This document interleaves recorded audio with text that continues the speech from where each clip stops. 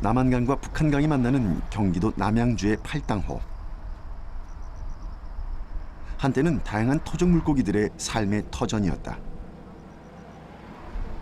그런데 몇 년 전부터 팔당호의 물속 상태가 심상치 않다는 얘기가 들려왔다. 대체 무슨 일이 생긴 걸까? 전날 밤 어부가 그물을 쳐놓았다는 곳에 드디어 도착.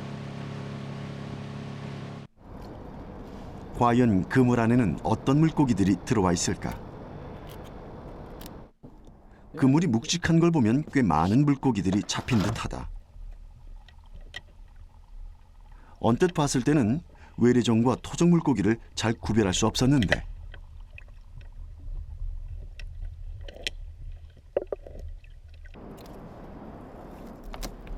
이 베스요.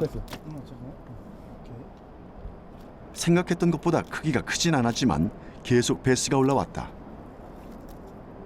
꽤 많은 물고기가 그물에 걸려들었지만 상품 가치가 있는 것은 얼마 되지 않는다고 한다. 통상 조사를 해보면 25%에서 한 35% 정도. 그러면 브루길 베스가 거의 육식성 물고기거든요.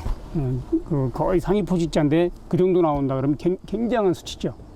그러니까 예를 들어서 먹이 피라미드 아래쪽 차지하는 예를 들어 피라미라든가 몰개 같은 거 그런 것들은 보통은 나오면 어떤 호수 같은 경우 40% 넘을 경우도 있어요. 그 정도는 이제 보통 나오는 수치들이거든요. 먹이사슬 제일 아랫부분이니까. 그다음에 제일 윗부분 같은 경우 우리나라에서는 보통 쏘가리라든가 메기 같은 것들. 근데 그런 것들은 거의 1% 남짓 5%를 넘지는 않아요. 근데 이제 브루길 베스 같은 경우는 한 25%, 35% 정도 나오면 이제 엄청난 숫자인 거예요. 그렇게 되면 온전한 생태라고 볼 수는 없죠. 매년 정부에서 어민들로부터 베스를 수매하고 있다지만 예산이 많이 줄었다고 한다. 결국 어민들의 시름을 덜기에는 턱없이 부족한 실정인데 과연 베스를 퇴치할 방법은 없을까? 전문가들에게 조언을 구해보았다. 흔히 말하는 베스 블루기를 제하는 방법이 일단 작살로 없애는 방법이 있고요. 그 다음에 이제 산란틀을 이용해 가지고 거기에다 알을 낳고 나서 부화하기 전에 알을 꺼내는 방법이 있습니다.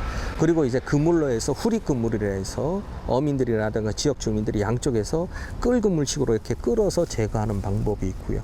그리고 또 최근 들어서 저희들이 이제 연구하기 시작한 것이 자연적인 제어 방법으로 해서 우리나라 토속어종 쏘가리라든가 가물치라든가 메기를 이용해서 제거하는 방법이 있다고 말씀드리겠습니다. 실제로 베스가 토종 물고기인 가물치로 인해 개체수가 조절된 사례도 있다.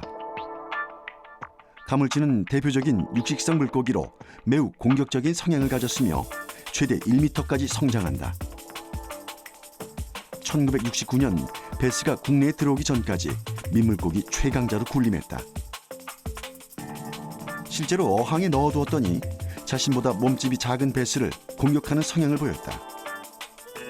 토종 물고기 쏘가리 역시 가물치와 마찬가지로 베스의 개체수를 줄이는 데 큰 역할을 하는 것으로 알려져 있다.